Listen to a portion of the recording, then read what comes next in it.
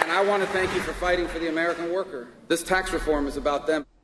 Well, that's interesting, because that was Senator Marco Rubio praising President Trump on tax reform. That was then. My, how times change. Look at this quote from Senator Rubio from The Economist last week. Again, I'll say it. There's no evidence whatsoever that the money's been massively poured back into the American worker. Peter Morici, former business professor at the University of Maryland, with us now. No evidence whatsoever. What do you make of Mr. Rubio's statement? Oh, I think that's absolutely silly. The economy is growing at 2.8% a year.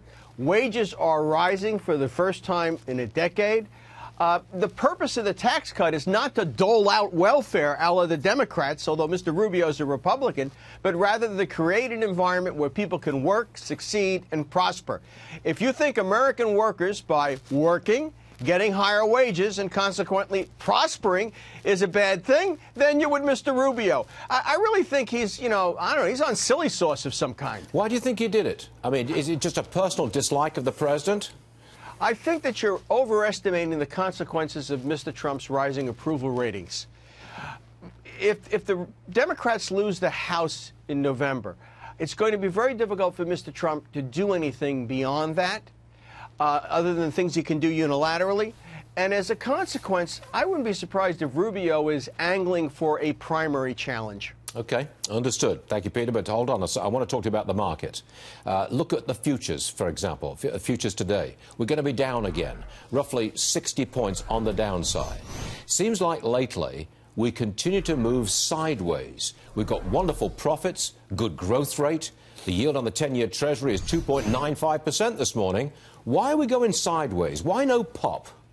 Look at the warnings in the profit reports. You know, Goldman Sachs says that there's going to be difficulty replicating these kinds of results. Caterpillar is saying the same thing. And Goldman Sachs is becoming a General Motors. It's decided to diversify into things it doesn't understand. My feeling is there's a lack of confidence in the permanence of all this. Couple that with the political realities we just discussed, I think that investors don't believe that this is going to continue. They're believing the economist narrative that this is a one-year high, that we're going to have a very good 2018, and now we're starting to see some investment houses and The Economist magazine, for example, predict a recession in 2019, 2020. If you're a good Ivy League graduate who drinks the Kool-Aid, okay, if you're in the Rubio camp of basically Bush-type Republicans or Cuomo-type Democrats, you believe that this is a very temporary thing.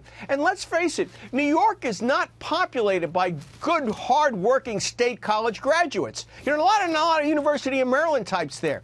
There are a lot of basically Harvard types and Harvard look-alike types who just don't believe that Trump is real. And I think that's what's going on here. Yeah, that was a nice slam. Well done, Peter Morici. You're all right. Thank you very much, Peter. We appreciate your insight. Good stuff. Thank you.